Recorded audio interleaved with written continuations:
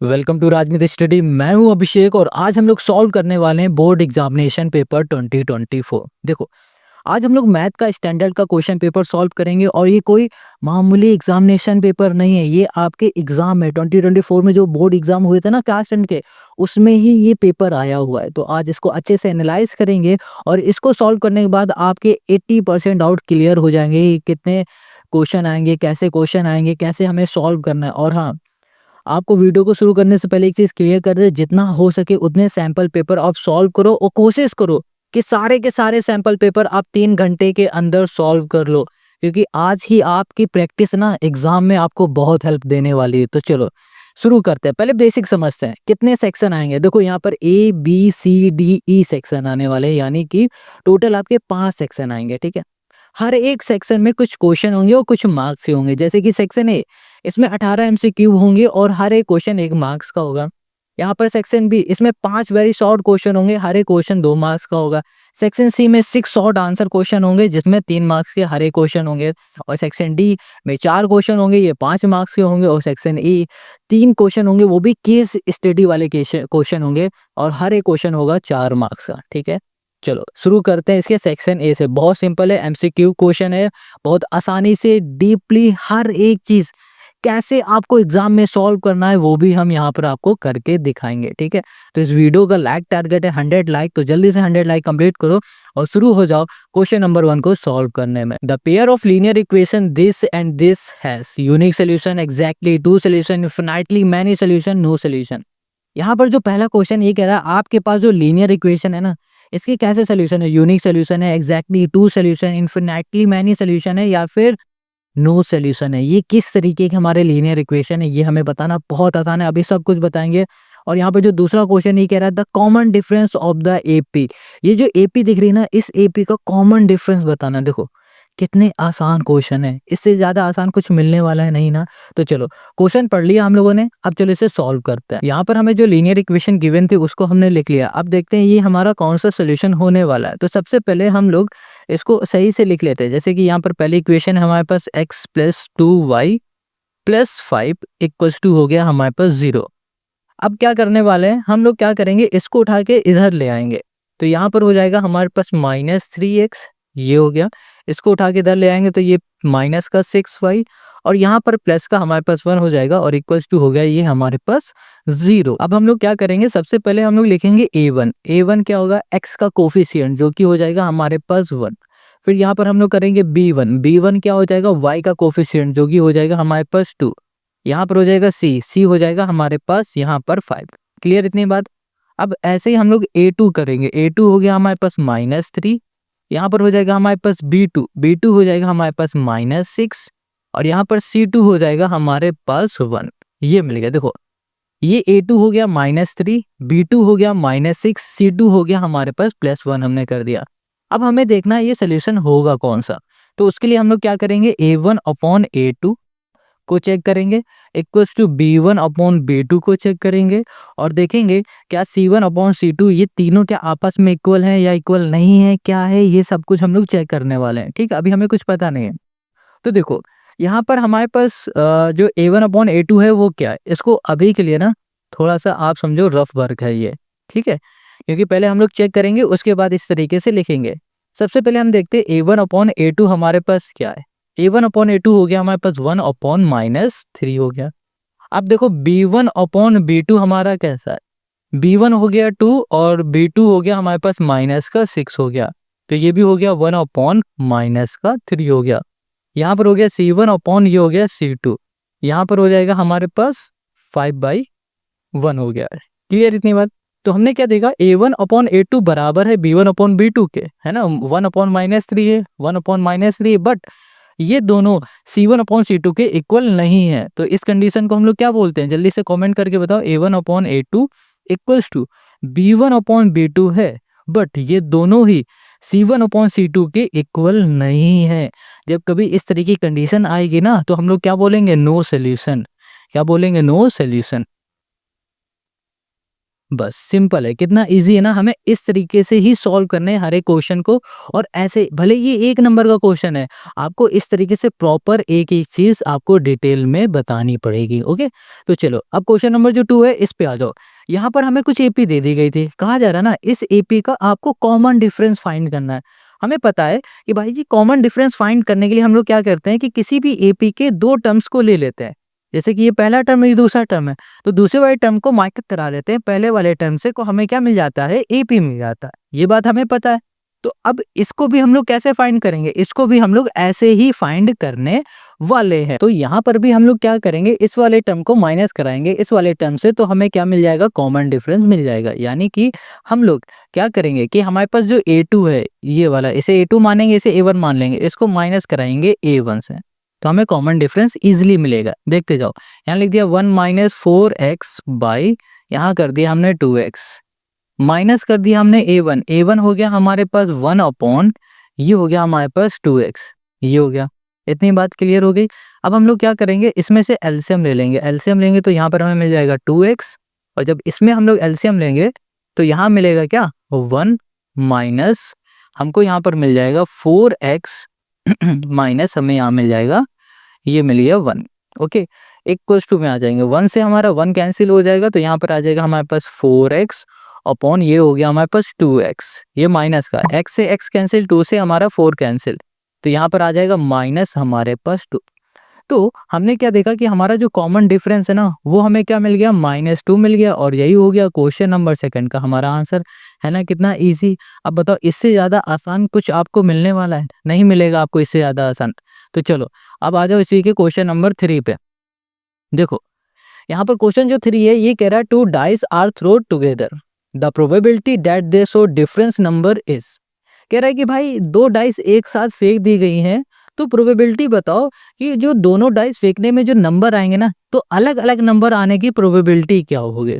समझ पा रहे हो मेरी बात। जैसे कि यहाँ पर हम आपको समझाते हैं, जैसे हमने एक डाई फेंकी तो उसमें आ गया 1 नंबर, ठीक है। दूसरी डाई फेंक दी तो हमारे पास उसी में आ गया 5 नंबर, तो ये अलग अलग नंबर आए हैं ना दोनों। तो यही क्वेश्चन हमसे पूछ रहा है कि अलग अलग नंबर आने की प्रोबेबिलिटी क्या होगी जब हम एक साथ 2 डाइस को फेंकेंगे। तो चलो चेक करते हैं। ओके, तो यहाँ पर ना जितने भी आउटकम्स आ रहे थे उसको हमने पहले से यहाँ पर लिख लिया है, क्योंकि यहाँ पर जब अगर हम ये लिख के दिखाएंगे ना नंबर, तो 10 मिनट फालतू के वेस्ट हो जाएंगे। तो देखो इसको हम समझा देते हैं 2 सेकंड में। आपको पता है कि हमें 2 एक साथ डाई फेंकना है, तो जो हमारी डाई होते हैं उसमें क्या होंगे, 6 आउटकम होंगे, दूसरे वाले में भी क्या होंगे, 6 होंगे। 6 इंटू 6 क्या हो गया, 36 आउटकम हमें मिलेंगे, ठीक है। टोटल जो आउटकम हमें मिलेंगे वो 36 मिलेंगे। कैसे, हमें पता है कि एक डाई में भैया 6 साइड होती हैं, या फिर बोलो 6 नंबर होंगे, दूसरी वाली डाई में भी 6 नंबर होंगे, दोनों को मल्टीप्लाई कर दोगे 36, तो यहाँ पर 36 हो गए। और ये जो आपको पूरे नंबर दिख रहे हैं ना, ये टोटल यहाँ से लेकर यहाँ तक 36 आउटकम है। सपोज दैट हमने एक साथ 2 डाई को फेंक दिया, तो हो सकता है पहले वाले में 1 आ जाए, दूसरे वाले में 1 आ जाए। फिर से हमने उसी डाई को फेंका, तो भाई यहाँ पर 4 आ सकता है पहले वाले में, दूसरे वाले में 3 आ सकता है। वैसे ही सारे आउटकम हमने यहाँ पर लिख लिए। इतनी बात क्लियर समझ में आ गई। अब क्वेश्चन ने ये कहा था कि ये बताओ कि प्रोबेबिलिटी क्या होगी कि एक जैसे नंबर ना आने की। जैसे कि यहाँ पर देखो 6 दोनों में है, 5 दोनों में है, 4 दोनों में है, 3 दोनों में है, 2 दोनों में है, 1 दोनों में है। तो क्वेश्चन ने हमसे क्या पूछा है कि प्रोबेबिलिटी बतानी है कि सेम नंबर ना आए दोनों में। तो टोटल हमारे पास 36 नंबर है, और देखो सेम नंबर 1 2 3 4 5 6, टोटल हमारे पास 6 ऐसे नंबर है जिसमें दोनों सेम नंबर आ रहे हैं। तो भाई 36 में हम लोग 6 को माइनस कर देंगे, तो हमें क्या मिल जाएगा, 30। तो हमें पता चल गया 30 वो नंबर है हमारे पास जो कि सेम नहीं होंगे। तो यहाँ पर लिख देंगे number of favourable outcome, favourable यहाँ कर दिया हमने आउटकम्स। बस सिंपल है, इक्वल्स टू हो गया 30।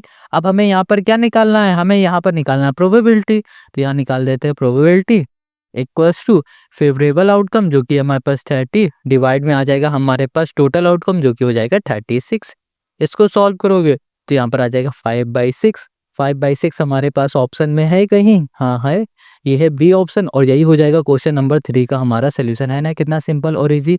For the probability of guessing the correct answer to be certain, this question is x by 6. If the probability of not guessing the correct answer to this question is 2 by 3, then the value of x is, देखो कह रहा है भैया correct answer guess करने की जो probability है ना वो x बाई 6 है, ठीक है। और कह रहा है if the probability not guessing the correct answer guess करने की जो प्रोबेबिलिटी नहीं है ना वो 2 बाई 3 है, मतलब रॉन्ग आंसर क्या कहते हैं गैस करने की जो प्रोबेबिलिटी वो 2 बाई 3 है और करेक्ट आंसर गैस करने की प्रोबेबिलिटी x बाई 6 है, ठीक है। तो क्वेश्चन ने ये कहा है कि भाई जो ये x दिख रहा है ना इस x की वैल्यू हमें बता दो। बहुत सिंपल है, कैसे करेंगे वो देखो। ओके, तो अब इसके सोल्यूशन पे आ जाते हैं। तो सबसे पहले हम लोग क्या करेंगे, गेसिंग द करेक्ट आंसर की प्रोबेबिलिटी लिख लेते हैं। तो यहाँ लिख देते हैं PA, ठीक है। ये हमें गिवन है x बाई 6 और भैया not getting a correct answer की जो प्रोबेबिलिटी है वो हमारे पास 2 बाई 3 है। तो PA कर दिया हमने यहाँ पर और ये हो गया हमारे पास 2 बाई 3। बहुत सिंपल है, हम लोग लिख देते हैं वी नो डैट, हम लोग जानते हैं कि भैया x यहाँ पर हो जाएगा 6, x by 6 plus 2 by 3 equals to क्या हो जाएगा हमारा 1 हो जाएगा। बहुत आसान है, यहाँ कर दिया x by 6 equals to 1 minus 2 by ये हो गया हमारे पास 3, एलसीएम ले लो, ये हो गया हमारे पास 3 माइनस 2 इक्वल्स टू हो गया हमारे पास x बाई 6 हो गया। अब इसे हम लोग सॉल्व कर देंगे तो यहाँ हो जाएगा x बाई 6 इक्वल्स टू हो गया 1 बाई 3 हो गया। अब 3 से ये कैंसिल हो जाएगा, x इक्वल्स टू हमें क्या मिल जाएगा 2 मिल जाएगा। हमें x की वैल्यू फाइंड करनी थी, हमने इजीली x की वैल्यू फाइंड कर ली और यही हो गया क्वेश्चन नंबर 4 का हमारा आंसर, है ना। कितना सिंपल क्वेश्चन। अब आते हैं क्वेश्चन नंबर 5 में। देखो बहुत सिंपल है, ये भी क्या कह रहा है कि if a equals to this, ठीक है, b equals to this, c equals to this and LCM AB is equals to this, then x is equal to, wow क्या क्वेश्चन है। ये कह रहा है भैया a ये है, b की वैल्यू ये है, c की वैल्यू ये है, तो ABC का LCM जो है ना वो ये है। तो कह रहा है कि भैया x जो आपको दिख रहा है ना ये x, इस x की वैल्यू क्या होगी ये हमें बताना। बहुत आसान है, बहुत ज़्यादा आसान है। देखो ये हमें जो फैक्टर दे दिए गए ना, ए का फैक्टर, बी का फैक्टर, सी का फैक्टर दे दिया गया, हमें पता है कि भैया फैक्टर से ही तो हम लोग एलसीएम और एचसीएफ फाइंड कर लेते हैं। तो बता दिया इसने कि ए बी सी का जो एलसीएम है वो ये है, फैक्टर हमें पता ही है, बस हमें इस एक्स की वैल्यू फाइंड करनी है। कैसे करेंगे वो देखो, यहाँ पर हमें जो गिवन था वो हमने लिख लिया, ठीक है। अब इस क्वेश्चन को सॉल्व करना बहुत आसान है। सबसे पहले देखो क्वेश्चन ने क्या कहा है, क्वेश्चन ने कहा है कि भैया ए बी सी इसके फैक्टर हमें यहाँ पर गिवन है। ए कोई नंबर होगा उसका फैक्टर है, बी कोई नंबर होगा उसका फैक्टर है, सी कोई नंबर होगा उसका हमारे पास यहाँ पर कोई फैक्टर है, ठीक है। अब क्वेश्चन कह रहा है कि जो ये ए बी सी है ना इसका जो एलसीएम है वो 3780 है, क्लियर। तो क्वेश्चन ने कहा है कि जो ये एक्स दिख रहा है ना इस एक्स की वैल्यू फाइंड करके हमें बता दो। बहुत आसान है। तो सबसे पहले अगर हम आपसे कहें, अच्छा इसको भूल जाओ, अगर हम आपसे कहें कि ए बी सी इसका एलसीएम क्या होगा ये हमें बता दो, तो यहाँ पर आप लिखोगे एलसीएम, कहोगे एलसीएम ऑफ ए बी और सी। ए बी सी का अगर हम आपसे एलसीएम कहें तो आप सबसे पहले क्या करोगे, यहाँ पर 2 को चेक करोगे, इसकी हाईएस्ट पावर सभी की सेम है, तो यहाँ पर हो गई 2 इंटू यहाँ पर देखो 3 है तो 3x वाला हम लोग लेंगे, यहाँ पर हो जाएगा हमारे पास 5 इंटू 7। आप कहोगे कि भैया एलसीएम अगर हमें निकालना है इन 3 नंबर का तो कुछ इस तरीके से हम लोग निकालेंगे। बिल्कुल सही बात है। अब यहाँ पर एलसीएम भी हमें पता है तो इसकी जगह पे हम लोग एलसीएम लिख सकते हैं 3780 कर दिया इक्वल्स टू यहाँ पर हो जाएगा 2 2 जा 4 7 5 जा हो जाएगा 35 हो गया, इनटू हमने कर दिया, ये हो गया 3, ये हो गया हमारे पास x, ये हो गया हमारे पास 3780। अब यहाँ पर है 4 इंटू 35 कर दिया। देखो ये जो 4 है ना ये मल्टीप्लाई इधर आ जाएगा डिवाइड में, ये भी मल्टीप्लाई इधर आ जाएगा डिवाइड में, ये हो गया हमारे पास 3x। अब इसको सॉल्व करोगे तो यहाँ पर हमारे पास क्या आ जाएगा, इधर हम लोग सॉल्व करेंगे तो 4 9 जा 36 हो जाएगा, ठीक है। और 4 9 जा 36, 4 4 जा 16, 4 5 जा 20, ये हो गया 35 9 जा 945 होता है तो यहाँ सॉरी 35 27 जा जाएगा 27, ठीक है, 27 जा चला जाएगा तो यहाँ पर आ गया हमारे पास 27 इक्वल्स टू हो गया हमारे पास 3x हो गया। इतनी बात क्लियर हो गई। अब 27 को हम लोग कुछ ऐसे लिख सकते हैं 3 की पावर 3, क्योंकि भैया 3 का मल्टीप्लाई 3 बार करोगे या फिर बोलो 3 का क्यूब जो होता है वो होता है 27। क्या होता है 27, तो 27 को 3 की पावर 3 लिख सकते हैं। यहाँ पर हमारे पास 3x है। अब जरा ध्यान देना कि ये भी 3 ये भी 3, बेस सेम है, बीच में इक्वल टू लगा है तो पावर क्या हो जाएंगे आपस में इक्वल हो जाएंगे। तो ये हो जाएगा x इक्वल्स टू 3। हमें यहाँ पर x की वैल्यू फाइंड करनी थी और हमने यहाँ पर x की वैल्यू फाइंड कर ली, जो कि है आपके सामने, जो कि है 3। तो क्वेश्चन नंबर 5 हमारा सॉल्व हो गया। Now come to the next question, question number 6। Question 6 most हलवा क्वेश्चन है। ये क्या कह रहा था, zero of the quadratic polynomial are. कह रहा भाई ये जो क्वाड्रेटिक पॉलिनोमियल है ना, इस क्वाड्रेटिक पॉलिनोमियल के जीरो क्या है, इनमें से हमें जीरोस बताना है। अब इससे ज्यादा आसान आपको कोई क्वेश्चन नहीं देने वाला है, एग्जाम में कहीं भी क्वेश्चन नहीं मिलेगा। चलो, तो यहाँ पर है क्वेश्चन हमारे पास 6। एक मिनट इसको थोड़ा सा जूम आउट कर देते हैं ताकि पूरा पूरा क्लियर हम जाए।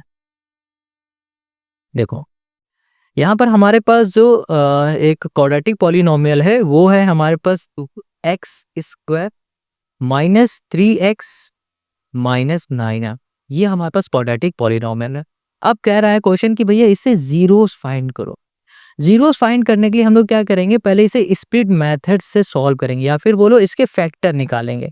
फैक्टर निकालना आता है, क्लास 8 में हम लोगों ने फैक्टर चैप्टर में ही सॉल्व किया है इस तरीके क्वेश्चन। आई होप आपको आता होगा, नहीं आता कोई बात नहीं, अभी समझा देंगे। सबसे पहले क्या करते हैं हम लोग, स्प्लिट मेथड में जो हमारे पास लास्ट टर्म होता है ना, कांस्टेंट टर्म जिसे हम लोग बोलते हैं, उसका मल्टीप्लाई करते हैं एक्स स्क्वायर के कोफिशिएंट के साथ, जो कि नंबर होता है। 9 टू ज़ा 18, माइनस का 18 आ गया, ठीक है। अब 18 को ऐसे दो नंबर में हमें ब्रेक करना होता है कि जब उन दो नंबर का मल्टीप्लाई करें तो हमें 18 ही मिले, बट जब उनका हम लोग सम करें तो हमें माइनस का 3 मिले, जो कि बीच में दिखता है। तो हमें पता है 6 इंटू 3 करेंगे, 6 क्या होता है, 18 होता है। बट बात यहाँ पर आती है भाई साहब, हमें तो माइनस का चाहिए। किसका चाहिए, हमें माइनस का चाहिए। तो माइनस का लाने के लिए हम -6 में लगा देते हैं। अब दूसरी कंडीशन चेक करेंगे इन दोनों का सम करके, क्या सम करने में हमें माइनस का 3 मिल रहा है। हाँ, माइनस का 3 हमें मिल रहा है। अगर हम लोगों ने -3 में लगाया होता तो हमें यहाँ पर ना माइनस का 18 तो मिल जाता, बट हमें यहाँ पर मिलता प्लस का 3। हमें ये सारी बातें ध्यान रखनी है। ओके, चलो अब इसके सोल्यूशन पे आ जाओ। तो यहाँ पर हो जाएगा हमारे पास 2x स्क्वायर माइनस 6x, और यहाँ पर प्लस 3x माइनस हो गया 9। यहाँ पर इन दोनों में से हम लोग एल्स कॉमन ले लेंगे, तो ये हो गया हमारे पास 2x, ये हो गया x माइनस 3। ओके, इसमें से 3 को कॉमन लेंगे तो यहाँ पर हो जाएगा x माइनस 3, ये हो गया। अब क्या करो, ये हो गया हमारे पास x माइनस 3 इधर, और यहाँ पर हो गया हमारे पास 2x प्लस 3 इधर। अब क्या करना है हमें, इन दोनों को क्या करेंगे, जीरो के इक्वल कर देंगे। तो अब देखो x माइनस 3 ये भी जीरो के इक्वल है, ये हो गया 2x प्लस 3, ये भी हमारा जीरो के इक्वल है। अब यहाँ पर आप देख पा रहे हो ये माइनस का है, इक्वल के इस साइड जाएगा तो ये प्लस का हो जाएगा, और यहाँ पर आप देख पा रहे हो ये जो 3 है प्लस का इधर जाएगा तो माइनस का हो गया, और ये 2 मल्टीप्लाई में इधर आ जाएगा डिवाइड में। तो आपको यहाँ पर आपके जीरोस मिल चुके हैं, जो कि है 3 कॉमा -3/2। अब चेक कर लो ये कहाँ पर है, किस ऑप्शन में है, 3 कॉमा -3/2। ये हमें दिख रहा है ऑप्शन है फर्स्ट वाला। तो क्वेश्चन नंबर 6 भी हमारा सॉल्व हो गया। बताओ, अब इससे ज्यादा आसान कहीं क्वेश्चन नहीं मिलेगा। ये कह रहा है from a point on the ground which is 30 metre away from the foot of a vertical tower, the angle of elevation of the top of the tower is found to be 60 degree. The height in metre of the tower is. हमें क्या बताना, height बताना है, किसकी, tower की height. इसको ना figure से आपको समझाएंगे तब आपको ज्यादा, तो अब इसके फिगर को ध्यान से समझोगे ना तो क्वेश्चन अपने आप समझ में आ जाएगा। अब क्वेश्चन ने क्या कहा, इसको पढ़ते ज्यादा। ये कह रहा है कि from a point on the ground which is 30 metre away from the foot of a vertical tower। यहाँ पर ना हमारे पास कोई वर्टिकल टावर है, ये हमने टावर बना दिया, क्लियर हो गया। क्वेश्चन कह रहा है कि इस टावर से 30 मीटर आगे, मतलब 30 मीटर की डिस्टेंस में एक पॉइंट है। 30 मीटर की डिस्टेंस में हमने यहाँ पर एक पॉइंट बना दिया, ये मान लो 30 मीटर की हमारी डिस्टेंस है। ये बात क्लियर हो गई। ये हमारा टावर है, टावर की हाइट हमने कर दिया है h, ये हो गया हमारे पास h। ये भी बात क्लियर हो गई। आगे कह रहा है the angle of elevation is 60 degree. बहुत सिंपल है, एंगल ऑफ एलिवेशन क्या बन रहा है हमारे पास, 60 डिग्री बन रहा है। यहाँ पर मतलब एंगल हमारा बनेगा 60 डिग्री का। अब क्वेश्चन कह रहा है कि जो ये एच दिख रहा है ना, हमें ये फाइंड करना है। देखो ये 90 डिग्री हो गया, ये क्या हो गया हमारे पास 90 डिग्री हो गया, ये हाइपोटेनस हो गया, ये बेस हो गया, ये हो गया हमारे पास परपेंडिकुलर। हमें ना यहाँ पर क्या पता है, हमें यहाँ पर पता हुआ है बेस, और हमें फाइंड करना है परपेंडिकुलर। तो ट्रिग्नोमेट्री का ऐसा एक फॉर्मूला याद करो जिसमें परपेंडिकुलर और बेस दोनों आते हों। इसकी नेमिंग कर देते हैं ए, ये हो गया बी, और ये हो गया हमारे पास सॉरी सी हो गया, ठीक है। तो आते हैं अब सोल्यूशन में। हमें याद है 1060 डिग्री, ठीक है, यहाँ पर लिख देते हैं 10, यहाँ पर हो गया 1060 डिग्री, ये हो जाएगा हमारे पास परपेंडिकुलर अपॉन बेस, ये हो जाएगा। अब देखो, या फिर आप 1060 नहीं समझ पा रहे तो इसको आप ऐसे समझो 10 थीटा। 10 थीटा जो होता है ना, इसका फॉर्मूला क्या हो जाएगा, परपेंडिकुलर अपॉन बेस होता है। पी मतलब परपेंडिकुलर, बी मतलब बेस। परपेंडिकुलर हमारे पास यहाँ पर h है, बेस हमारे पास क्या है 30 है, लिख दिया। थीटा का मतलब होता है एंगल, जो कि यहाँ पर दिख रहा है 60 डिग्री, यहाँ लिख दिया 10, ये हो गया हमारे पास 60 इक्वल्स टू हो गया h अपॉन 30।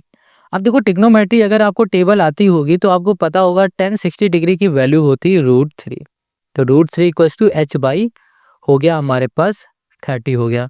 यहाँ पर आ जाओ, ये डिवाइड में रह जाएगा मल्टीप्लाई में 30, ये हो गया हमारे पास √3 इक्वल्स टू हो गया हमारे पास h, और हमें यही फाइंड करना था, और ये हो गया क्वेश्चन नंबर 7 का हमारा सोल्यूशन, है ना। कितना सिंपल, देखो बस फॉर्मूला रखा, वैल्यू पुट की, और इसमें कैलकुलेशन कुछ था ही नहीं, हो गया आंसर। क्वेश्चन 7 समाप्त। क्वेश्चन नंबर 8 में question 8, if cos theta equals to √3/2 and sin pi equals to 1/2 then tan theta plus pi is. Question क्या कह रहा है कि भैया tan थीटा प्लस पाई इसकी वैल्यू क्या होगी, ये बता दो। बहुत आसान क्वेश्चन है, कैसे सॉल्व करने वाले हैं इसको देखते जाओ, बहुत सिंपल है। सबसे पहले हमें जो भी वैल्यू गिवन है ना उसको लिख लेते हैं। यहाँ पर है क्वेश्चन नंबर 8, हमें क्वेश्चन क्या कह रहा है कि भैया जो cos थीटा है वो है हमारे पास √3/2 है, ये है। आगे कह रहा है क्वेश्चन कि हमारे पास जो साइन है ना, जो साइन फाई है वो हो गया हमारे पास 1/2 हो गया। आप समझो बहुत आसान है, यहाँ पे लिख दिया हमने cos थीटा, कोई दिक्कत नहीं। अब देखो हमें पता है √3/2, √3/2 ये वैल्यू किसी होती, ये होती है cos 30 डिग्री की, तो हम लोग इसकी जगह पे cos 30 लिख दे, कोई दिक्कत नहीं ना। तो यहाँ लिख दिया हमने cos, ये हो गया हमारे पास 30, ये भी cos है, ये भी cos है, तो थीटा इक्वल्स टू क्या हो गया 30 डिग्री, तो थीटा इक्वल्स टू हमें क्या मिल गया, यहाँ पर 30 डिग्री मिल गया। क्लियर हो गया। ऐसे ही यहाँ पर है साइन फाई है, तो यहाँ पर आ जाओ, ये हो गया हमारे पास 1/2, 1/2 होता है साइन 30 डिग्री की वैल्यू, तो यहाँ कर दिया हमने 1/2 कर दिया, तो 1/2 की जगह पे साइन 30 लिख देते हैं, तो यहाँ पर हो गया साइन 30। अब यहाँ पर फाई की वैल्यू हमारे पास क्या हो गई, ही हो गई 30। ओके, क्वेश्चन ने हमसे क्या कहा है, क्वेश्चन ने हमसे कहा है कि भैया 10, यहाँ पर आ जाते हैं 10 थीटा प्लस फाई, इसकी वैल्यू हमें बतानी है। बहुत आसान है, देखो यहाँ लिख दिया हमने 10, ये जो थीटा है ना ये कितना है हमारे पास 30 है, फाई हमारे पास कितना है 30 है, 30 प्लस 30 कितना होता है 60 है, तो यहाँ पर हो गया हमारे पास 1060 डिग्री।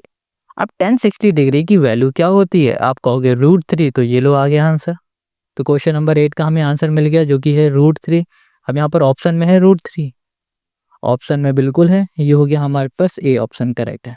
क्लियर है। अब यहाँ पर जो क्वेश्चन 9 है ना, ये बहुत आसान क्वेश्चन है। ये कह रहा है maximum number of common tangent, कह रहा है भैया कॉमन टेंजेंट ना कितने नंबर ऑफ कॉमन टेंजेंट होंगे that can be draw two circle intersecting at two distinct point. भाई सिंपल है, दो ही होंगे सिर्फ, तो ये सी ऑप्शन हो जाएगा हमारे पास।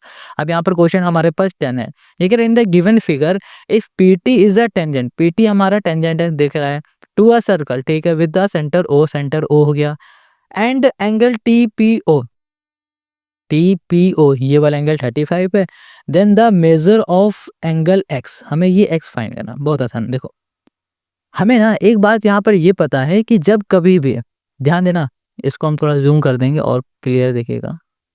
ओके, देखो ये हमारी क्या है टेंजेंट है, ठीक है, ये ओ क्या है सर्कल का हमारा सेंटर है, हमें पता है कि भैया सर्कल के सेंटर से, और जो हमारी रेडियस टेंजेंट को टच करती है वो 90 डिग्री का हमेशा एंगल बनाती है।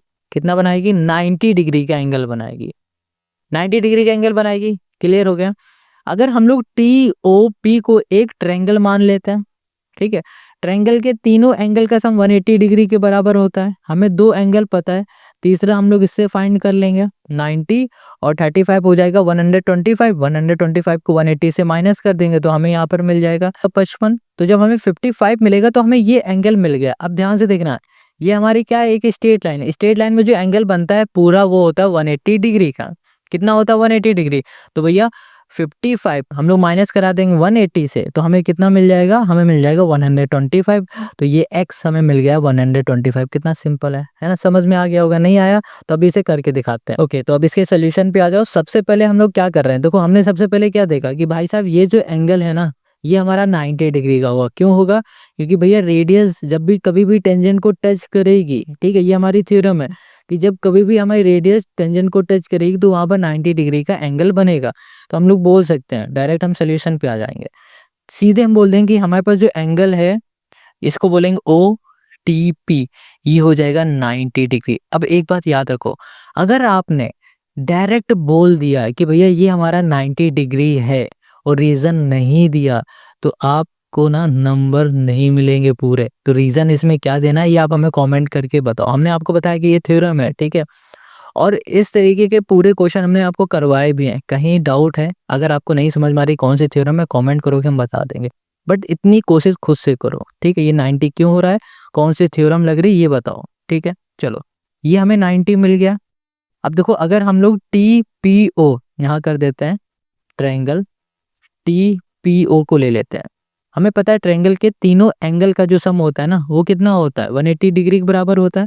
तो एंगल ओ टी पी ये हो गया, प्लस एंगल हो गया हमारा T P O, plus angle हो जाएगा हमारे पास T O P, equal to हो गया 180 डिग्री, ठीक है। अब हमें पता है ओ टी पी 90 है, ओ टी पी 90 आ गया भाई, ठीक है। ये हो गया हमारे पास 35, प्लस यहाँ पर हो गया एंगल टी ओ पी, ये हो गया हमारे पास 180। यहाँ पर angle T O P equal to हो गया 180 और इसको माइनस कर दोगे 125 और इसको हम लोग सॉल्व कर देंगे तो यहाँ पर हमें क्या मिल जाएगा, यहाँ मिल जाएगा 55 मिल गया। ये एंगल हमें 55 मिल गया, बहुत आसानी से मिल गया। अब हमें पता है भैया, देखो अगर इसको ध्यान से देखो तो ये एक स्ट्रेट लाइन है ये स्ट्रेट लाइन, और स्ट्रेट लाइन में जो एंगल बनता है वो पूरा एंगल होता है 180 डिग्री का। हमें ये एंगल पता है, अब ये एंगल चाहिए तो हम लोग क्या करेंगे, 180 में ये माइनस कर देंगे तो हमें ये मिल जाएगा। तो हम लोग यहाँ पर लिख देंगे x इक्वल्स टू हो जाएगा हमारे पास 180 माइनस 55। ओके, यहाँ पर हो जाएगा x इक्वल्स टू 125 और ये हो गया क्वेश्चन नंबर हमारे पास कौन सा था, 10 का आंसर।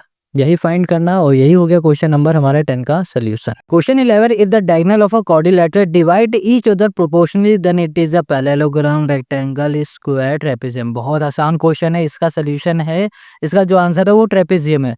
अब इसका आंसर ट्रेपेजियम क्यों है ये आप हमें कमेंट करके बताओ। अगर आपको ये क्वेश्चन नहीं आ रहा है तो भी कमेंट करो, हम इसका सोल्यूशन देंगे। बहुत आसान है, 2 मिनट के अंदर इसका सोल्यूशन आ जाएगा, कोई भी कैलकुलेशन नहीं है। बस अगर आपके बेसिक क्लियर होंगे ना तभी आप ये कर पाओगे। चलो अब आते हैं नेक्स्ट क्वेश्चन में, question 12। Question 12, in triangle ABCDE parallel BC as shown in the figure, if AD equals to 2 centimetre, BD equals to 3 centimetre and BC equals to 7.5 centimetre, then the length of DE in centimetre is. देखो question क्या कह रहा है कि भैया यहाँ पर जो DE आपको दिख रहा है ना, इस DE की आपको लेंथ बतानी है। अब इसकी लेंथ हम लोग कैसे फाइंड करेंगे वो देखो, इसमें हमें जो भी गिवन था उसको हमने यहाँ पर लिख लिया। अब इसको कैसे सॉल्व करने वाले हैं इसको एक बार समझ लेते हैं, फिर इसके सोल्यूशन को देखेंगे। सबसे पहले देखो यहाँ पर हमारे पास एक ट्रायंगल है ABC नाम का, ठीक है, और यहाँ पर एक और ट्रायंगल हम लोग देख पा रहे हैं ADE। ये 2 ट्रायंगल है। हम लोग क्या करेंगे, इन दोनों ही ट्रायंगल को पहले सिमिलर प्रूफ करेंगे, उसके बाद हम लोग DE इजिली फाइंड कर लेंगे। कैसे करने वाले हैं वो देखो। सबसे पहले लिखेंगे ट्रायंगल, यहाँ कर देते हैं ट्रायंगल, इन ट्रायंगल ADE, ये ट्रायंगल ले लिया, ठीक है, एंड यहाँ कर दिया ट्रायंगल हमने ABC, ये दोनों ही हमने क्या कर दिया, ट्रायंगल ले लिया।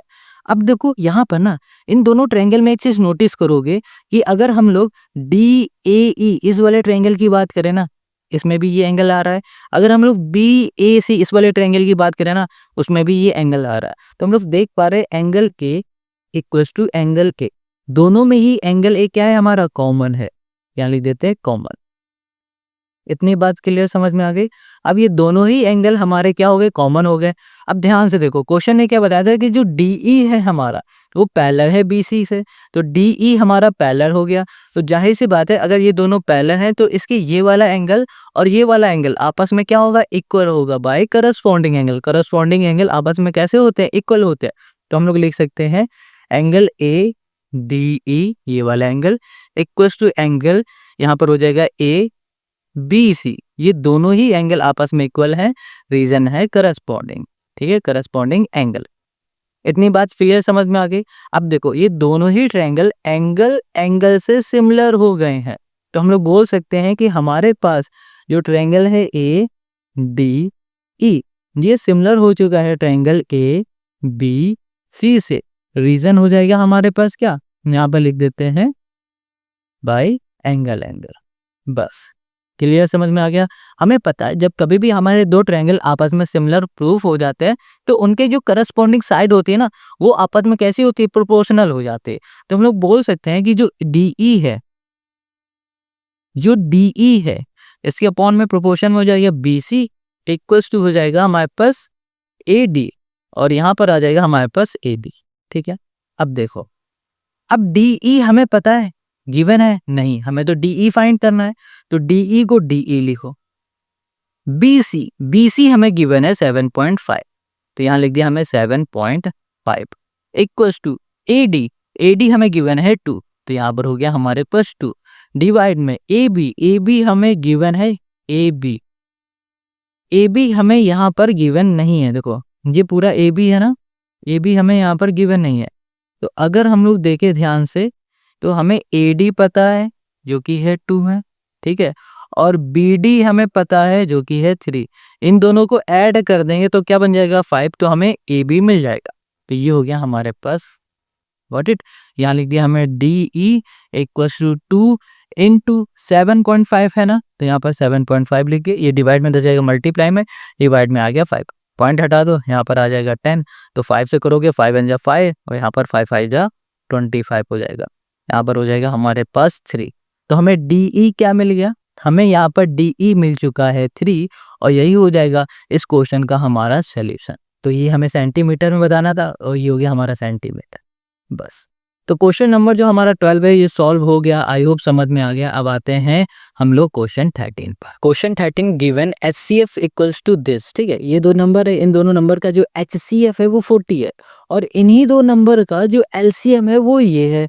Then the value of K is, हमें K की वैल्यू फाइंड करनी है। बहुत आसान क्वेश्चन है, यहाँ पर हमें इस K की वैल्यू को फाइंड करना है ना, तो हमें यहाँ पर LCM और HCF का बेसिक समझना पड़ेगा। क्या होता है बेसिक, देखो हमेशा याद रखो किसी भी दो नंबर का, जैसे एक ये नंबर है दूसरा ये नंबर है, इन दोनों नंबर का जो HCF है ये दिख रहा है, और इन्हीं दो नंबर का जो LCM है वो ये दिख रहा है। तो यहाँ पर इसका बेसिक ये होता है कि जब LCM और HCF का हम लोग मल्टीप्लाई करते हैं, HCF इंटू LCM, इन दोनों का जब हम लोग मल्टीप्लाई करते हैं तो हमारा जो आंसर आता है ना मल्टीप्लाई करने में, वो बराबर होता है इन्हीं दो नंबर के मल्टीप्लाई से। तो यहाँ कर दिया हमने 2520 इंटू 6600। ये बात समझ में आ गई। फिर समझो कि किसी भी दो नंबर के जब हम लोग LCM और HCF का मल्टीप्लाई कराते हैं वो बराबर होता है उन्हीं दो नंबर के मल्टीप्लाई से। ये बात समझ में आ गई। तो हमें भैया HCF पता है कितना है, 40 है, 40 लिख दिया, इंटू LCM हमें पता है 252 है, इंटू यहाँ पर हो गया हमारे पास के इक्वल्स टू 2520 इंटू यहाँ पर हो गया 6600, ठीक है। यहाँ लिख दिया के इक्वल्स टू 25, ये हो गया हमारे पास 20 इंटू 6600, डिवाइड में हो गया हमारे पास 40 इंटू 25, ये हो गया हमारे पास 2, ठीक है। अब इसका जब आप मल्टीप्लाई करोगे ना तो आंसर आपको मिल जाएगा 1650। आप कैलकुलेशन ज़रूर कर लेना, ओके। तो यहाँ पर हमें K की वैल्यू चाहिए थी, हमने K की वैल्यू निकाल ली। यहाँ पर हमने कैलकुलेशन करके नहीं दिखाया, हमने कैलकुलेट किया है कैलकुलेटर से। आप यहाँ पर खुद से करना है, क्योंकि एग्ज़ाम में जब कभी आप जाओगे ना एग्ज़ाम देने तो कैलकुलेटर नहीं होगा। घर पे जितना टाइम वेस्ट हो रहा है कैलकुलेशन में करो, एग्जाम में वही आपके लिए प्लस पॉइंट होगा। ठीक है, तो आपको यहाँ पर समझ में आ गया ना कि ए की वैल्यू कैसे निकल रही। फिर से हम समझाते हैं कि किसी भी दो नंबर के एचसीएफ और एलसीएम का मल्टीप्लाई कराते हैं तो जो हमें रिजल्ट मिलता है ना वो रिजल्ट बराबर होता है उन्हीं दोनों नंबर के मल्टीप्लाई से। समझ में आ गया। तो क्वेश्चन नंबर हमारा 13 हो गया है। अब आते हैं हम लोग क्वेश्चन नंबर 14 पे। देख, यहाँ पर है क्वेश्चन हमारे पास 14। क्वेश्चन 14 क्या कह रहा है? A pair of irrational number whose product is a rational number is। बहुत आसान है। कह रहा है कि यहाँ पर आपके पास कुछ नंबर है ना, इरेशनल नंबर है। कह रहा है ऐसा पेयर बताओ इरेशनल नंबर का कि जिनका जो प्रोडक्ट होगा ना, जिनका हम लोग मल्टीप्लाई करेंगे, उसका जो रिजल्ट आएगा वो रेशनल नंबर आएगा। देखो बहुत सिंपल है, हमें देख के ही समझ में आ रहा है। पहला ही ऑप्शन है, देखो √16, इसकी वैल्यू क्या होती है 4, इंटू लिख दिया। ये है 4, इसकी वैल्यू क्या हो जाएगी 2, और इसे सोल्व करोगे 8। तो ये नंबर ये कैसा आया? ये रेशनल नंबर आया। कैसा नंबर आ गया हमारे पास? रेशनल नंबर आ गया। तो ऑप्शन ए हमारा सही हो गया। ठीक है, और अगर हम लोग किसी और ऑप्शन को देखें तो यहाँ पर देखें बी नहीं है हमारे पास, सी भी नहीं हमें दिख रहा है, 3 है और ये है 27। हाँ, अगर इसको हम लोग देखें तो हम लोग इसको कुछ ऐसे देख सकते हैं। कैसे? यहाँ पर √3 है ना, √3 इंटू √27 करोगे तो कितना आ जाएगा? यहाँ पर आ जाएगा हमारे पास 81, 81 और ये हो जाएगा 9 का। बट हमारा जो ऑप्शन ए है ना यही करेक्ट है। ठीक है, वैसे ये भी हमारे पास जो रिजल्ट आ रहा है वो कैसा आ रहा है? रेशनल नंबर आ रहा है। बट हमारा आंसर ए ही करेक्ट आएगा, क्योंकि भैया √16 का क्या होता है? वैल्यू 4 हो गई, और √4 की वैल्यू क्या हो गई? 2 हो गई। मल्टीप्लाई कर दोगे 8। तो क्वेश्चन नंबर 14 का हमारा जो सोल्यूशन है वो क्या है? ए नंबर। समझ में आ गया, सिंपल है। अब यहाँ क्या कह रहा है क्वेश्चन 15? ये कह रहा है if a digit is chosen as random from the digit this then the probability that digit is an odd prime number is. कह रहा है भाई साहब ऑड प्राइम नंबर, कह रहा है कि भाई आपके पास यहाँ पर कुछ डिजिट है। ठीक है, इन डिजिट में से ऑड प्राइम नंबर अगर चूज किया जा रहा है तो ऑड प्राइम नंबर चूज करने की प्रोबेबिलिटी क्या होगी? ऑड प्राइम नंबर ये क्या होते हैं? देखो, ये हो गया 3, ये हो गया 5, ये हो गया 7, ये हो गया हमारे ऑड प्राइम नंबर। इसको समझाते हैं, बहुत सिंपल है यार। देखो प्रोबेबिलिटी वाले जितने भी क्वेश्चन होंगे ना, इजी से आसान आपको नंबर दे के जाएंगे, हलवा बना देंगे आप 2 मिनट में। देखो क्वेश्चन हम लोगों ने 14 को उसमें सॉल्व किया, क्वेश्चन 15 पे आते हैं। हमारे पास नंबर है 1 2 3 4 5 6 7 8 9, ये हमारे पास नंबर हो गया। ठीक है, अब क्वेश्चन ने हमसे क्या कहा? क्वेश्चन ने कहा है कि ऑड प्राइम नंबर। क्या कहा है? ऑड। ऑड यहाँ कर दिया प्राइम। ऑड प्राइम नंबर कौन से हो गए भाई साहब? 3 हो गया, 5 हो गया और 7, ये 3 नंबर हो गए। क्वेश्चन ने कहा इन सभी नंबर में से ऑड प्राइम नंबर आने की प्रोबेबिलिटी क्या है? प्रोबेबिलिटी निकालनी है तो प्रोबेबिलिटी निकाल लेते हैं। तो यहाँ पर हो जाएगा हमारे पास number of favourable outcome. Favourable यहाँ कर दिया हमने आउटकम्स। ठीक है, डिवाइड में आ जाओ, यहाँ पर हो जाएगा हमारे पास नंबर ऑफ ये हो जाएगा हमारे पास टोटल आउटकम। टोटल ये कर दिया हमने आउटकम। तो नंबर ऑफ फेवरेबल आउटकम हमारे पास क्या है? 1 2 3 हो गया। टोटल आउटकम हमारे पास कितना है? 9 है।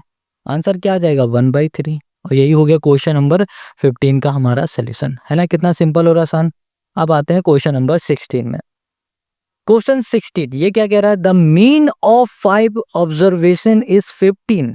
क्या कह रहा है? The mean of 5 observation is 15 if the mean of the first 3 observation is 14 and that of the last 3 observation is 17 then the third observation is. कह रहा है भैया शुरुआत के 5 ऑब्जर्वेशन का जो मीन है वो 15 है।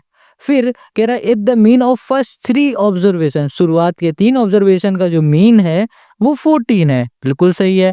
आगे कह रहा है देन एंड द एंड के बाद कहाँ गया? And that of the last 3 observation, last 3 observation का जो मीन है वो 17 है। Then the third observation is, third observation हमारी क्या होगी? 20 19 18 20 17 इनमें से क्या होगा? तो यहाँ पर ना क्वेश्चन में हमें जो गिवन था उसको हमने लिखा हुआ है। देखो कैसे, यहाँ पर क्वेश्चन ने बताया था कि नंबर ऑफ ऑब्जर्वेशन हमारे पास कितने हैं? 5 है। तो n इक्वल टू हमने 5 कर दिया। ठीक है, और यहाँ पर क्वेश्चन में बताया था जो मीन है वो कितनी है हमारे पास 15 है। ओके, यहाँ पर हमने ऑब्जर्वेशन लिख दिया, जैसे कि नंबर लिख दिया, 5 नंबर लिख दिया, x1 x2 x3 x4 x5।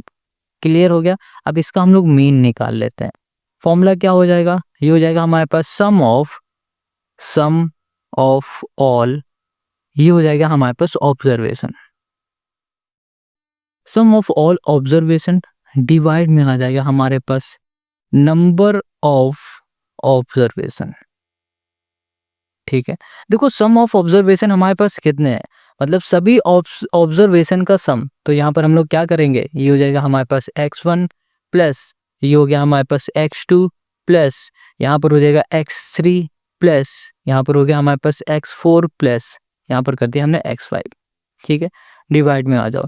Number of observation हमारे पास कितने हैं, 5 है, और मीन हमें कितना पता है 15 है। तो यहाँ पर आ जाएगा तो कितना हो जाएगा 75। तो वो 15 5 से कितना हो जाएगा हमारे पास 75 हो जाएगा। तो यहाँ पर हम कितना लिख देते हैं 75 लिख देते हैं।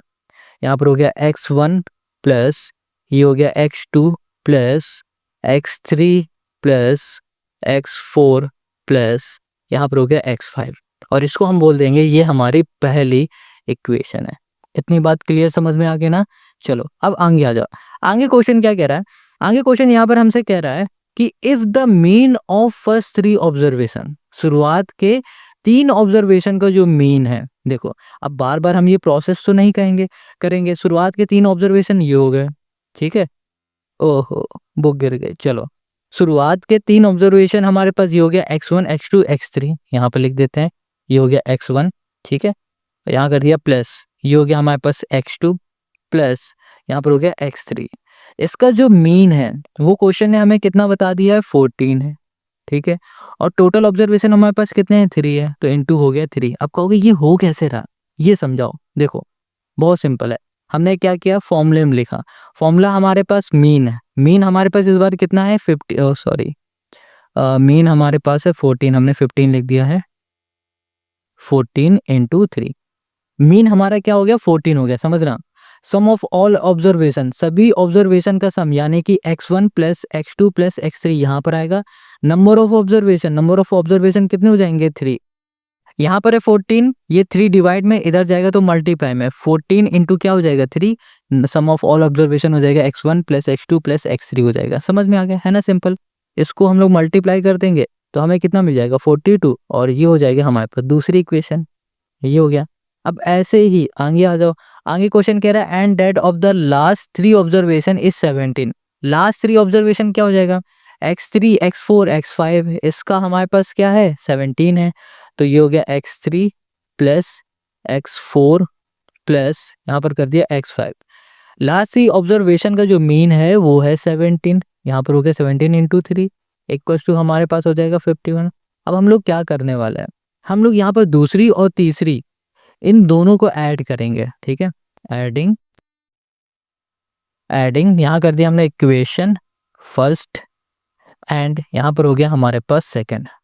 पहली और दूसरी इक्वेशन को हम ऐड करने जा रहे हैं। देखो यहाँ पर अगर हम लोग पहली और दूसरी को ऐड करेंगे तो हमें क्या मिलेगा, हमें यहाँ मिलेगा x1 प्लस यहाँ मिलेगा x2 प्लस ये x3 है, ये भी x3 प्लस x3 क्या हो जाएगा 2x3 हो जाएगा, प्लस यहाँ पर हो गया हमारे पास x4 प्लस यहाँ पर हो गया हमारे पास x5। क्लियर इतनी बात। अब देखो इन दोनों को ऐड कर दोगे तो यहाँ पर हो जाएगा हमारे पास 93। कितना मिल गया 93 मिल गया। ये हो गई हमारी चौथी इक्वेशन। अब हम लोग क्या करेंगे, चौथी इक्वेशन और पहली इक्वेशन को सब्ट्रैक्ट करेंगे, ठीक है, यहाँ करेंगे subtract equation first, sorry fourth, ठीक है, यहाँ कर दिया फ्रॉम, ये हो गया हमारे पास फर्स्ट। इतनी बात क्लियर हो गई।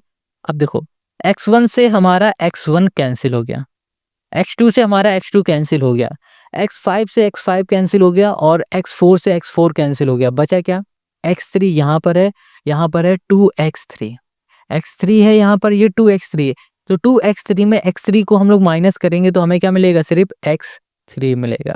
क्या मिलेगा x3 मिलेगा। और 93 में हम लोग 75 को माइनस करेंगे तो हमें क्या मिल जाएगा 18 मिल जाएगा। तो क्वेश्चन ने हमसे क्या कहा था, जो थर्ड ऑब्जर्वेशन है वो फाइंड करके बताओ। तो थर्ड ऑब्जर्वेशन जो कि थी x3 हमने फाइंड कर लिया 18 और यही हो गया क्वेश्चन नंबर 16 हमारा आंसर। ये थर्ड ऑब्जर्वेशन है ना, यही हमें फाइंड करके बताना था और यही हो गया आंसर। आई होप आपको समझ में आ गया है। Now come to the next question जो कि है 17। देखो क्वेश्चन 17 क्या कह रहा है, कह रहा है perimeter of a sector of a circle whose central angle is 90 degree and radius 7 centimetre. अरे भाई साहब, चलो इसको तो आप हवा में उड़ा दोगे, हवा में कैसे। देखो हमें जो गिवन है उसको पहले लिख लो। क्वेश्चन है हमारे पास 17, हमें गिवन क्या है, हमें गिवन है यहाँ पर एंगल यानी कि थीटा 90 डिग्री थीटा गिवन है, बहुत बढ़िया। और रेडियस गिवन है 7 सेंटीमीटर। अब यहाँ पर हम लोग कुछ नहीं करेंगे, आंख बंद करेंगे और याद करेंगे। क्या याद करेंगे, हम लोग याद करेंगे perimeter of sector. Perimeter of sector of a circle का फॉर्मूला क्या होता है, आप कहोगे थीटा अपॉन 360। याद आ रहा ना, यही याद आना चाहिए और कुछ नहीं आना चाहिए। 2 पाई r प्लस 2r, सिंपल है। अब बस वैल्यू को पुट कर दो, आंसर आ जाएगा। थीटा की जगह पे 90 लिखना है, 90 करो, ये हो जाएगा 360 इंटू 2 इंटू पाई जो कि हो जाएगा 22/7 इंटू आर यानी कि हो जाएगा radius plus 2 into R, R यानी कि हो गया 7। तो 7 से 7 कैंसिल हो गया, 0 से 0 और यहाँ पर हो जाएगा हमारे पास कितना, 3 3 से 9, 3 1 3, 3 2 से 6, 3 से करो 3 4 से 12, 2 से हो जाएगा, यहाँ पर हो जाएगा 11 हो जाएगा। बचा क्या हमारे पास, यहाँ पर हमने इसे सॉल्व कर लिया था बट वीडियो रिकॉर्ड नहीं हो पाई, बट कोई बात नहीं। देखो 7 2 हो गया 14, 14 प्लस 11 क्या हो जाएगा 25, 25 हमारा इसका आंसर आ गया। बस इतना ही था और कुछ नहीं। तो क्वेश्चन नंबर 17 हमारा सॉल्व हो गया। अब आते हैं हम लोग सेक्शन ए के लास्ट क्वेश्चन में जो कि है 18। Question 18, in the given figure O is the centre of the circle M N is the chord of the tangent M L at point M, make an angle of 70 degree with M N, the measure of angle M O N is. देखो यहाँ पर question कह रहा है ये जो figure दिख रहा है ना, इस फिगर में जो ये एम एन है ये एक कॉर्ड है और यहाँ पर ये दिख रहा है आपको एम एल, ये एक टेंजेंट है। ठीक है, क्वेश्चन कह रहा है यहाँ पर जो एंगल बन रहा है ना एल एम एन, ये वाला एंगल ये 70 डिग्री का है। आपको फाइंड करके बताना है यहाँ पर एम ओ एन यानी कि ये वाला एंगल। ये एंगल फाइंड करना बहुत आसान है। देखो कैसे, ये सर्कल का सेंटर है तो ये क्या हो गई, रेडियस हो गई। रेडियस टेंजेंट को जब कभी भी टच करती है तो परपेंडिकुलर बनता है और जो एंगल हमारा बनता है वो बनता है 90 डिग्री का, यानी कि ये पूरा एंगल होगा हमारा 90 डिग्री। ठीक है, अब ये 90 डिग्री है इतना हमें पता है, 90 में 70 माइनस कर दोगे 20 आ जाएगा, ये 20 है ये भी 20 हो जाएगा। और फिर हम लोग क्या करेंगे, ट्रायंगल का यहाँ पर रूल लगा देंगे भैया, तीनों ट्रायंगल के तीनों एंगल का जो सम होता है वो क्या होता है 180 डिग्री के बराबर होता है, तो हमें ये एंगल भी मिल जाएगा। अब कैसे करेंगे वो देखो। ओके, तो क्वेश्चन 18 के सोल्यूशन को बहुत ध्यान से समझना, बहुत आसान है। यहाँ पर सबसे पहले इस वाले क्वेश्चन में हमें गिवन क्या है, हमें यहाँ पर सिर्फ एक चीज गिवन है, वो है 70 डिग्री का एंगल, यानी कि एन एम एल एंगल, ये हो गया एन एम एल, ये 70 डिग्री है, ये हमें गिवन है। ठीक है, हमें फाइंड क्या करना है, हमें ये वाला एंगल फाइंड करना है एम ओ एन। इसके लिए हम लोग क्या करने वाले हैं, सबसे पहले देखेंगे कि जो ओ एम है ये क्या है, रेडियस है। ये एम एल क्या है, हमारी टेंजेंट है। हमें पता है कि रेडियस जब कभी भी टेंजेंट को टच करेगी तो परपेंडिकुलर बन जाएगा और हमें पता भी है परपेंडिकुलर होता है 90 डिग्री का, यानी कि ये पूरा एंगल यहाँ से लेकर यहाँ तक ये पूरा एंगल हमारा कैसा है 90 डिग्री है। अगर ये वाला एंगल इस पूरे में से हटा दे तो हमें ये एंगल मिल जाएगा ना। देखो ये पूरा है 90 डिग्री, ये है 70, 90 में 70 माइनस करोगे तो क्या आएगा 20 आएगा। चलो करके दिखाते हैं। सबसे पहले लिखेंगे एंगल, हमारे पास ये पूरा एंगल है ओ एम एल, यहाँ कर दिया ओ एम एल, ये जो पूरा एंगल है ये 90 डिग्री है। इतनी बात क्लियर हो गई, समझ में आ गया। अब हमें अच्छा रीजन भी हमें देना है, बिना रीजन के आप 90 डिग्री लिखोगे तो नंबर कट जाएंगे। रीजन लिख दो कि भैया हमें पता है we know that the tangent and radius are perpendicular to each other at the point of contact. बस खत्म, यहाँ पर आप खुद से लिख देना, क्लियर है। अगर हम इस पूरे ट्रायंगल एंगल की बात करें ओ एम एल के, एंगल ओ एम एल, ठीक है, ये जो एंगल है ये कैसे बन रहा है, इस वाले एंगल में जब ये दोनों एंगल हम लोग मिलाएंगे तभी तो ये पूरा एंगल बनेगा। तो हम लोग लिख सकते हैं एंगल ओ एम, ये हो जाएगा एन, ये एंगल ओ एम एन यानी कि ये एंगल, ठीक है। इसी में हम लोग ऐड करेंगे एन एम एल, ये वाला एंगल, तो ये हो जाएगा प्लस एंगल एन, ये हो गया एम और ये हो गया एल। देखो यहाँ लिख देते हैं ओ एम, ये हो गया एन प्लस ये हो गया हमारे पास कितना, ये हो गया 70 डिग्री, ये हो गया एंगल ओ एम एल। इसको हटा के सीधे 90 लिख देते हैं, ठीक है। ओ एम एल तो हमें 90 पता है, ये 70 प्लस का इक्वल के इस साइड जाएगा तो माइनस हो जाएगा, 90 माइनस 70 हो जाएगा हमारे पास 20 इक्वल्स टू एंगल हो गया ओ एम एन आ गया। तो हमें ये एंगल मिल चुका है जो कि है 20 डिग्री, ठीक है। कितना हो गया हमारे पास, 20 डिग्री हो गया। अब देखो ध्यान से, अगर हम लोग बात करें ओ एम एन की, देखना यहाँ बना देते हैं ट्रायंगल, ये देखो ध्यान से, ठीक है। ये हो गया ओ, ये हो गया एम, ये हो गया एन। हमें ट्रायंगल की एक प्रॉपर्टी पता है कि अगर ट्रायंगल की किसी भी दो साइड, कोई भी दो साइड अगर आपस में इक्वल होते हैं तो उनके अपोजिट एंगल भी आपस में इक्वल होते हैं, ये बात हमें पता है। अगर हम लोग इस वाले की बात करें ओ एम एन की, तो ये क्या है, रेडियस है। ओ एम रेडियस है, ओ एन भी रेडियस है, यानी कि इस वाले ट्रायंगल की दो साइडें आपस में इक्वल हो गए हैं। अगर ये दो साइड आपस में इक्वल है तो इनके अपोजिट जो एंगल होंगे ना वो भी आपस में इक्वल होंगे। ये 20 है तो ये भी हमारा क्या हो जाएगा, 20 हो जाएगा। हम लोग बोल सकते हैं कि भैया हमारे पास जो एंगल है ओ एम एन, ये एंगल बराबर हो जाएगा, किसके बराबर होगा, ओ एन एम के, इक्वल्स टू कितना हो गया, 20 डिग्री हो गया। रीजन क्या लिखोगे, रीजन लिख देना angle property, sorry angle opposite to equal side of a triangle are equal. बस सिंपल है, क्लियर, इतनी बात यहाँ पर लिख लेना आप। अब देखो हमें ये भी पता चल गया है, ये भी पता चल गया है। अब हमें सिर्फ ये वाला एंगल फाइंड करना है। देखो हमें ये एंगल भी पता है, ये भी एंगल पता है, बस ये तीसरा एंगल फाइंड करना है। इसलिए इसके लिए हम लोग क्या करेंगे, यहाँ पर एंगल सम प्रॉपर्टी का एक फॉर्मूला लगा देंगे। हमें पता है कि ट्रायंगल के तीनों एंगल का जो सम होता है वो 180 डिग्री के बराबर होता है। जैसे कि यहाँ लिख देते हैं इन ट्रायंगल्स ओ एम एन, ये वाला ट्रायंगल हमें लिखा, हमें पता है इन ट्रायंगल के तीनों एंगल का sum angle O plus angle हमने यहाँ लिख दिया है O M N plus N, यहाँ कर देते हैं हम ओ एन एम। ये तीनों एंगल का जो सम है 180 डिग्री है। तो यहाँ पर एंगल ओ हमें पता नहीं, इसको ऐसे ही रखो। यहाँ लिख दिया हमने 20 प्लस ये हो गया 20 इक्वल्स टू ये हो गया 180, और इसको सॉल्व करोगे तो एंगल ओ इक्वल्स टू हो गया 180 माइनस 40 इक्वल्स टू आ जाएगा 140, ठीक है। ये एंगल ओ यानी कि हम लोग इसे क्या बोलेंगे, angle M O N equals to 140। हमें यही फाइंड करना था और यही हो गया क्वेश्चन नंबर 18 का हमारा सोल्यूशन। आई होप आपको समझ में आ गया, बहुत आसान और इजी क्वेश्चन है, ठीक है। इस वीडियो में सिर्फ 18 तक के ही क्वेश्चन कर रहे हैं, बाकी के जो क्वेश्चन है आपको मिलेंगे नेक्स्ट वीडियो में, और नेक्स्ट वीडियो की लिंक आपको डिस्क्रिप्शन में मिल जाएगी। बट याद रखो इस वीडियो का लाइक टारगेट है 100 लाइक, तो जल्दी से 100 लाइक करो, फिर मिलते हैं नेक्स्ट वीडियो में।